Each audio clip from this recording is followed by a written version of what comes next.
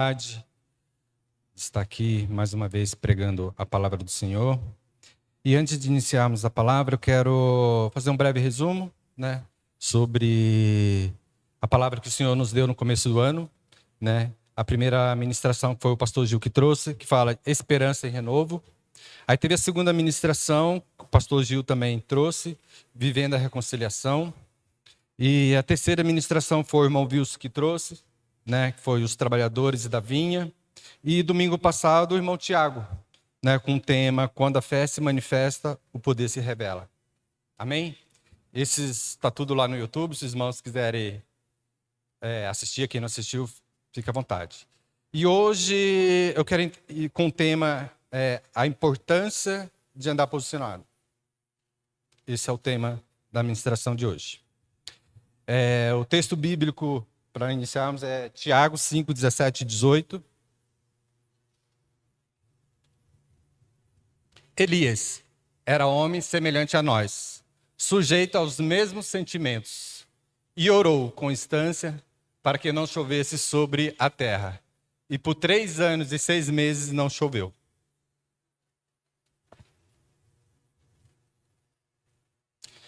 O texto, ele fala que Elias era homem semelhante a nós. Ele tinha os mesmos sentimentos, mesmos erros, passava por momentos difíceis, ora ele estava motivado, ora estava desanimado. E hoje eu quero falar sobre posicionamento. O significado de posicionamento na Bíblia. Posicionamento significa tomar uma atitude firme e consciente de fé, alinhando a vida e as ações e o coração com os princípios e a vontade de Deus, mesmo sob pressão ou dificuldade, demonstrando compromisso e confiança em Cristo. Agora, posicionamento no dicionário. Significa que é uma ação de se posicionar em relação a algo.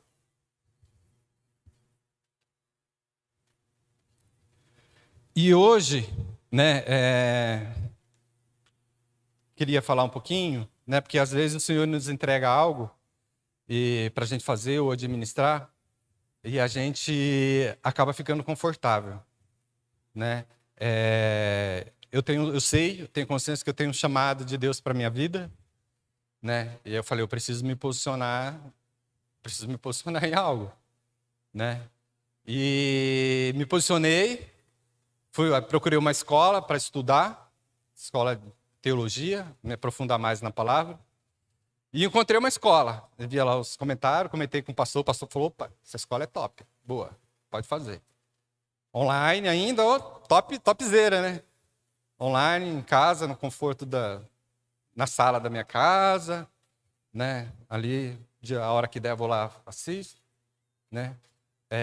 Hoje fez 90 dias, 3 meses estudando. Olha que benção, João? Glória a Deus, E durante esses 3 meses, são 7 aulas por mês, 21 aulas. Adivinha quantas aulas eu fiz, irmão? Quem mais? 3 aulas, irmão. 3 aulas.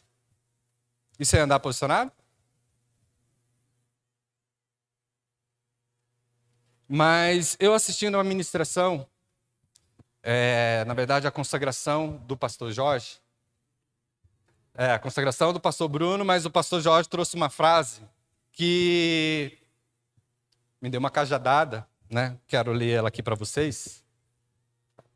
A zona de conforto é a nossa maior prisão. A zona de conforto é a nossa maior prisão. Essa foi a fala do pastor Jorge, lá em Apiaí, na consagração do... Não doeu mais, João, porque eu não estava lá. Não deu mais porque eu estava lá. E isso me fez eu tomar um outro posicionamento. Essa frase. Fui lá, tranquei a escola, fiz uma nova matrícula quinta-feira, vou começar amanhã, para a honra e glória do Senhor, presencial. Eu agora quero ver, desculpa, Agora está lá, professor, opa, vem aqui. E eu faço uma pergunta para vocês. Quem já se posicionou depois de uma correção? Essa para mim você viu uma correção, né? Através da frase do pastor Bruno.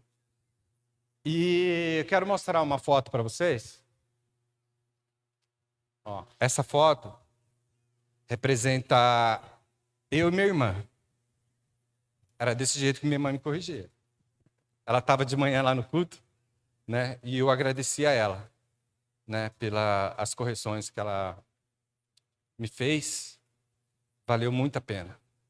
Valeu muito a pena, porque é triste, né? A gente vê hoje em dia jovens não respeitam mais ninguém, né? Jovens que falam palavrão, dependendo de se o pai, se a mãe tá, eles não respeitam. E eu e minha irmã, sempre nós brigávamos, João. Era qualquer coisinha, era o castigo aí. Tá? E minha mãe batia nós dois amarrados. O jeito tá ali. Um dia vocês vão se unir. E hoje, para a honra e glória do Senhor, eu amo a vida da minha irmã, né? E de manhã eu contei lá na igreja que teve um dia que ela estava brincando com aquelas bonecas, né? Que sai o braço, sai a cabeça. Ela estava lá brincando com a amiguinha. E eu fui, dei uma bicuda na boneca, saiu a cabeça e saí jogando bola, João, com a cabeça da boneca dela. E ela catou uma pedra, igual Davi tacou no Golias, tacou a pedra. Só a diferença é que acertou aqui atrás, então eu tenho um sinal aqui. Eu tenho uma cicatriz aqui. Eu lembro dessa cicatriz a cada 15 dias, quando eu vou cortar o cabelo, que eu falo, ó, cuidado aqui que tem um sinal. Eu falo que é um sinal de infância. É um sinal de infância. Então, eu tenho essa cicatriz, tá? Louvo a Deus pela vida da minha mãe, né? Pelas correções. E também quero contar um outro testemunho, né? Ela foi muito sábia, muito sábia. Eu tinha um amigo, a gente brigava direto também, né? Mas só que quando eu brigava com ele, eu só apanhava. Eu só apanhava. E ia para casa chorando. Quando eu chegava em casa, minha mãe apanhava de novo. Até quando você vai ficar brigando na rua? Vai brincar. Se você vir aqui chorando de novo, você vai apanhar. Aí, João, eu entendi que eu podia bater, né? Eu falei, eu tô apanhando, cheguei em casa, apanho de novo. Eu falei, eu preciso acertar esse rapazinho aí, pelo amor de Deus, que eu tô cansado de apanhar. Apanho dele, chego em casa, apanho de novo. Falei, não.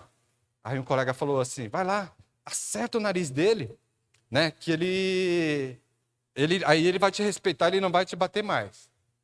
Aí eu tentava, João. Só que eu era ruim de soco e ele se desviava, ele me catava, batia de novo. Aí eu já esperto, falei, agora eu não vou hoje para cá chorando, senão eu vou apanhar de novo em casa. Aí ele falou, aí o meu amigo falou assim, ó, você finge que vai dar com a esquerda, na hora que ele virar assim, você dá com a direita.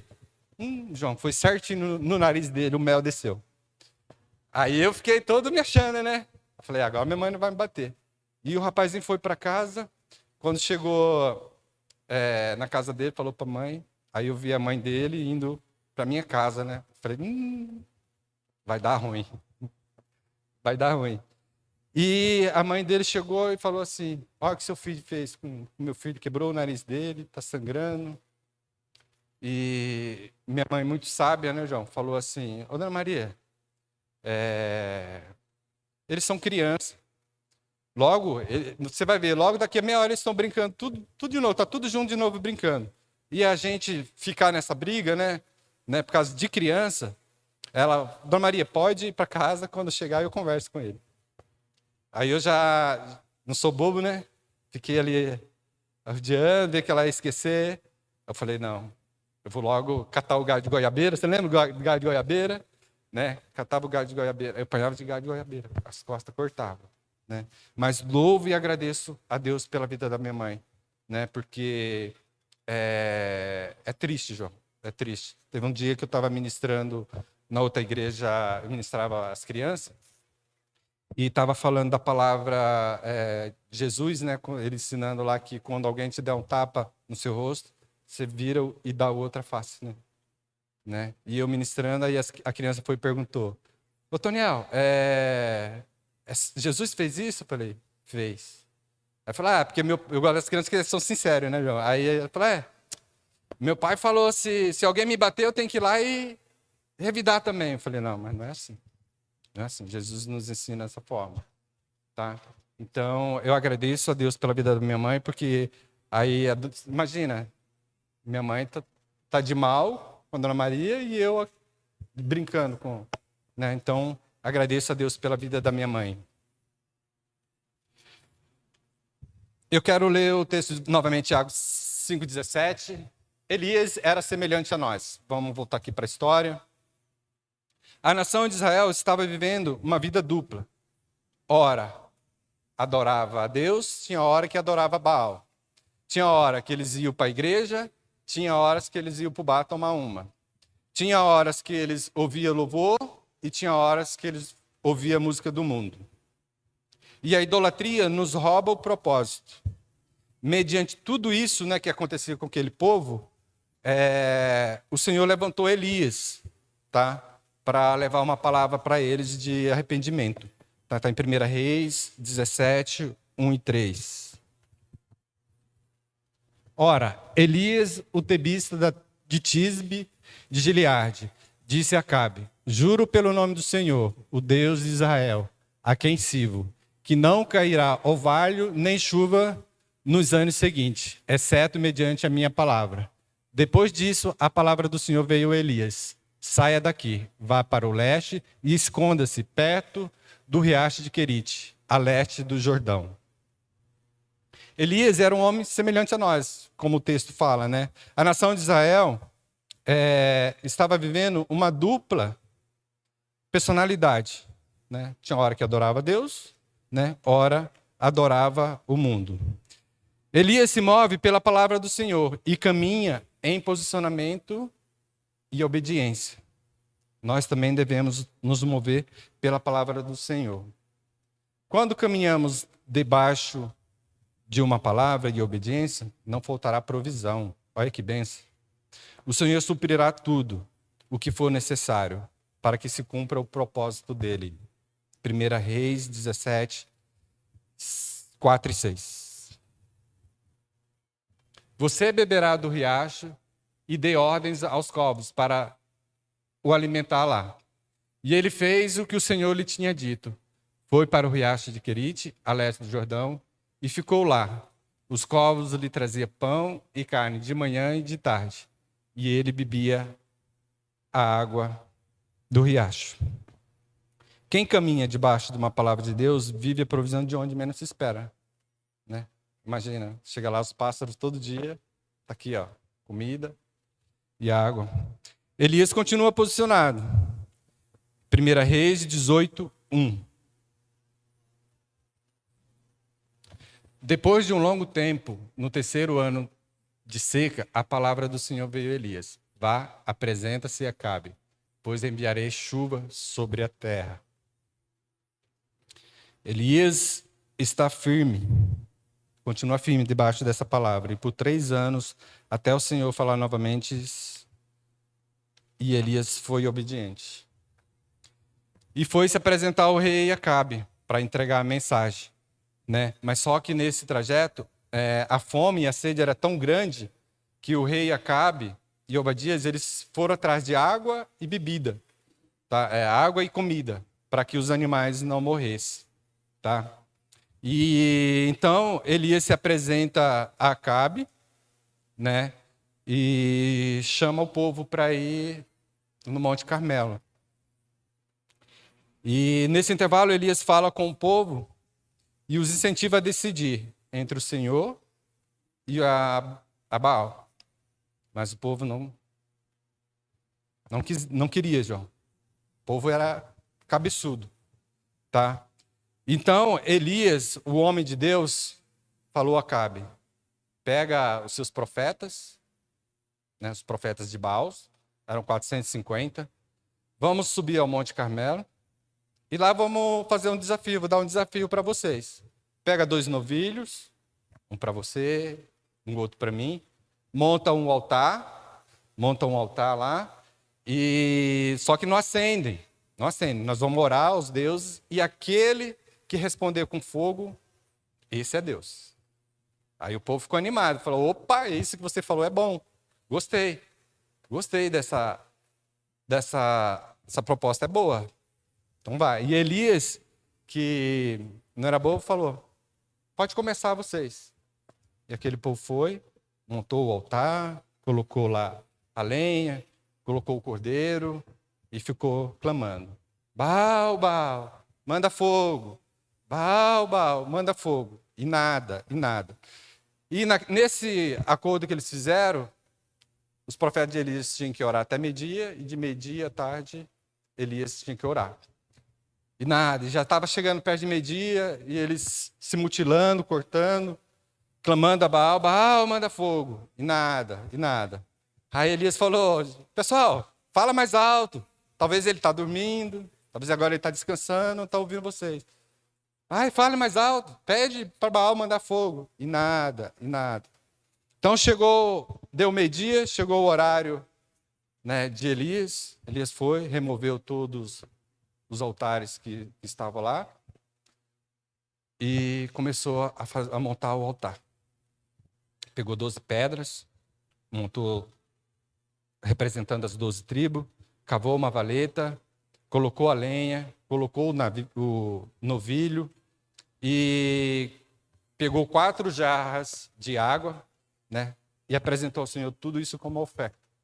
Né? Pegou a primeira jarra, pediu para colocar, colocou a segunda jarra, a terceira jarra, e eu fico imaginando aquele povo pensando, a gente já está morrendo de sede, já não tem água, né? Fica atacando água na lenha, que cara louco, né? Aonde que isso vai pegar com água, pegar fogo? Né? Eu não sei aqui quem já fez churrasco com carvão molhado. Não dá certo, né, João? Não dá certo. Então, Elias fez isso, colocou água, e Elias estava convicto de que Deus o direcionou para esse momento e irá fazer acontecer conforme a sua palavra. Deus zela pela sua palavra, e se ele falou, ele vai cumprir. E eu quero ler com os irmãos o texto de 1 Reis 18, 36 e 39. A hora do sacrifício, o profeta Elias colocou-se à frente e orou. Ó Senhor, Deus de Abraão e de Isaque e de Israel, que hoje fica conhecido que tu és Deus em Israel, e que sou o teu servo, e que fiz todas essas coisas por ordem tua. Responda-me, ó Senhor, responda-me, Senhor, para que este povo saiba que tu, ó Senhor, és Deus, e fazes o coração deles voltar para ti. 37. Então o fogo do Senhor caiu e queimou completamente o holocausto, a lenha, as pedras e o chão, e também secou totalmente a água da valeta. Quando o povo viu isso, todos caíram prostrados e gritaram, o Senhor é Deus, o Senhor é Deus. Glória a Deus. O fogo do céu confirmou quem é Deus através de Elias. O Senhor restaurou o coração do povo. Mas aí não para por aí, né? Quando o fogo desceu, os profetas estavam tudo lá já querendo sair. Eu falei, ops, vem aqui, vamos descer ao rio. Foi lá no rio, e o texto fala que Elias matou todos eles à espada. Todos eles à espada. Aqui você não reina mais, né? Agora quem reina é o verdadeiro Deus. E Acabe estava lá também no rio. Elias falou, Acabe, agora vamos subir novamente no monte, né? Vamos nos alimentar, né? E porque logo, logo vem chuva. E assim eles fizeram.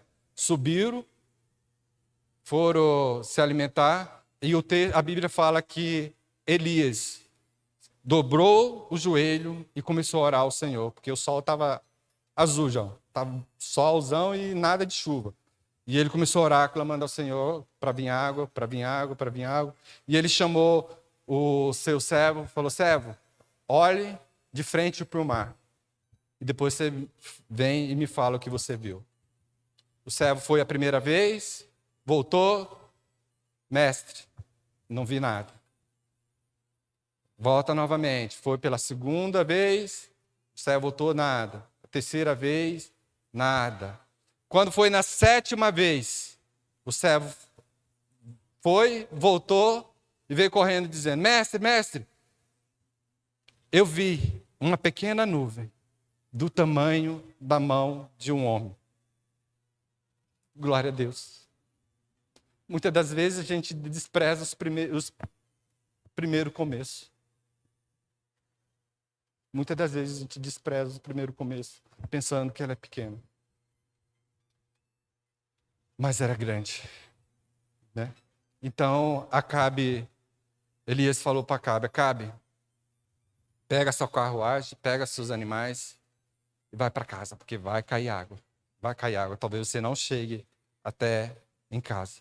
Então, Acabe foi para casa, né? E eu quero ler o texto de 1 Reis 19, 1, mas antes, né? Elias estava no melhor momento da sua vida com Deus, né?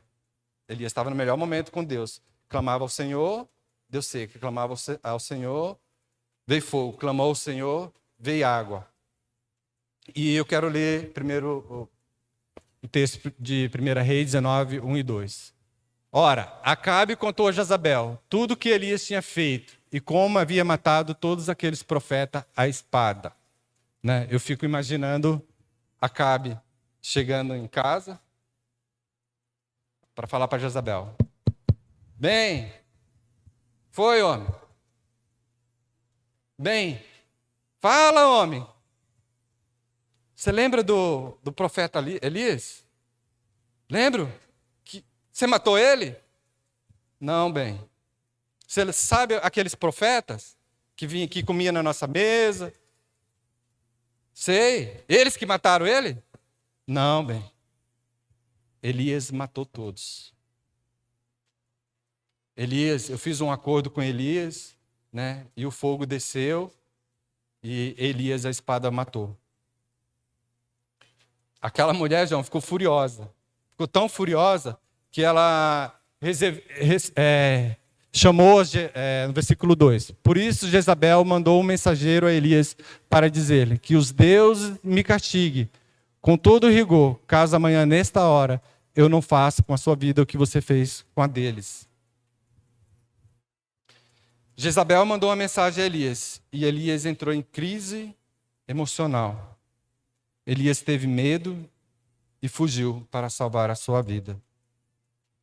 Uma mensagem fez com que Elias saísse do lugar de obediência e posicionamento.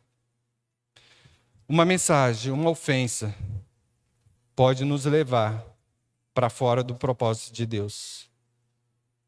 Talvez eu e você estejam ouvindo mensagem como: você não é capaz, não vai dar certo, Deus não se importa comigo. O espírito de intimidação veio para que você não viva o propósito de Deus. Não caminho debaixo de uma palavra de intimidação, mas caminho debaixo do que o Senhor tem falado a teu respeito. Muitas das vezes vem essa palavra, né? Essa palavra de intimidação para tentar nos parar. Mas às vezes, João, vem uma palavra, um elogio, também para desanimar aqueles que estão à sua volta. E isso serve de uma lição para nós pais e nós líderes. Obrigado, Espírito Santo. Eu lembro uma vez, numa empresa que eu trabalhava, nós éramos 8 na linha de produção. Isso eu não falei de manhã, porque veio agora na minha mente. E tinha um líder, que ele vinha e falou assim pra gente, fez a reunião, eu falei, vocês estão atrasados. Vocês precisam produzir, né? Faltava 2 dias para fazer o fechamento, e nós não tínhamos atingido a meta. E todo mundo estava dando o melhor, né, para produzir. Só que tinha vários fatores. Ora a máquina quebrava, ora faltava material. E ele veio e fez a reunião. Falou, gente, precisa atingir a meta, né? Se todo mundo trabalhar igual o Otoniel, a gente vai bater fácil essa meta. Vai bater fácil. Naquela hora eu me achei o cara, né, João? E os meus colegas? Os meus colegas, como que ficou? Eu lembro, João, que aí eles cruzavam o braço. Não, vai, você não é o cara, você é o bonzão? Produz. Então, nós não atingimos uma meta, ele veio e fez uma outra reunião, né? Falou, gente, não atingiu a meta, vai ter que vir trabalhar no final de semana, que esse material precisa ser entregue na segunda-feira. Todo mundo deu o nome para ir. Mas todos foram? Não. Uma palavra de elogio acabou com a vida daquelas pessoas. Né? Então, a gente tem que ser sábio, né, em falar, até perto dos nossos filhos mesmo. Ah, porque fulano fazer comparação, porque fulano de tal faz isso, e você não. Tá? Então, a gente tem que ter esse cuidado. Né? Depois, os meninos foram dispensados, mas acabou desmotivando o grupo através de um elogio. E o homem de Deus se moveu sim, o homem de Deus moveu sem a direção de Deus. Né? Eu quero ler o texto de 1 Reis 19:4. E ele mesmo, porém, foi ao deserto, caminhando de um dia, e veio e se sentou debaixo de um zimbro, e pediu para si a morte, e disse, basta, toma agora, ó Senhor, a minha alma, pois não sou melhor do que os meus pais. O espírito de intimidação veio para tentar parar o fluir de Deus na vida de Elias. Elias entra em crise por causa da mensagem de Jezabel. O que isso nos ensina? Que não devemos sair do propósito meio às crises. Não se isolem. O que você ouve te dá o destino. O texto não levamos. Os textos que lemos diziam: veio a palavra do Senhor. Veio a palavra do Senhor, veio a seca. Veio a palavra do Senhor, ele recebeu a palavra do Senhor, veio fogo. Ele recebeu a palavra do Senhor e veio chuva. E agora ele recebeu a palavra de Jezabel e ficou isolado ali no pé de zimbro. Enquanto ele ouvia a voz do Senhor, ele estava fluindo. Mas quando ele ouviu a palavra de Jezabel, tudo parou. Qual voz você está ouvindo? Faço uma pergunta para vocês. A do Senhor ou a voz contrária? A voz certa te leva para um lugar de vitória. Mas isso também não significa que é um lugar confortável. Já a voz contrária te leva para um lugar de fracasso. Isso é certeza. E Deus envia um anjo para alimentar Elias. Né? 1 Reis 19, 5 e 6. Deitou-se e dormiu debaixo de um zimbro. Eis que um anjo o tocou e lhe disse, levanta-te, coma. E olhou ele e viu, junto à cabeceira, um pão cozido sobre a pedra em brasa e uma botija de água. Comeu, bebeu e tornou a dormir. A misericórdia do Senhor veio sobre Elias. Elias ficou na zona de conforto. Né? Agora ele tinha água, comida, sombra, né? Olha que benção. Vocês lembram da frase do pastor Jorge de Matim? Alguém lembra? A zona de conforto é a nossa maior prisão. Então Elias ficou na prisão ali. Estava confortável lá debaixo da árvore, tinha água, tinha pão. Estava tudo mil maravilha. E o anjo do Senhor voltou e tocou nele e disse, levanta-se e coma, pois a sua viagem é longa. O texto fala que, depois você vê lá, o texto fala que Elias se levantou, comeu daquele pão e caminhou 40 dias e 40 noites. Que pão é esse, né? Que pão é esse? Que sustentou ele 40 dias e 40 noites. Você está cansado? Pode soltar o louvor. Você está cansado? Está querendo desistir de tudo? Acha que já fez muito e que para você já deu? O Senhor me trouxe essa mensagem nessa noite.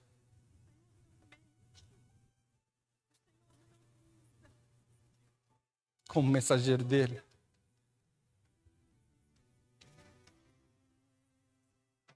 Eu pedi que você ficasse de pé.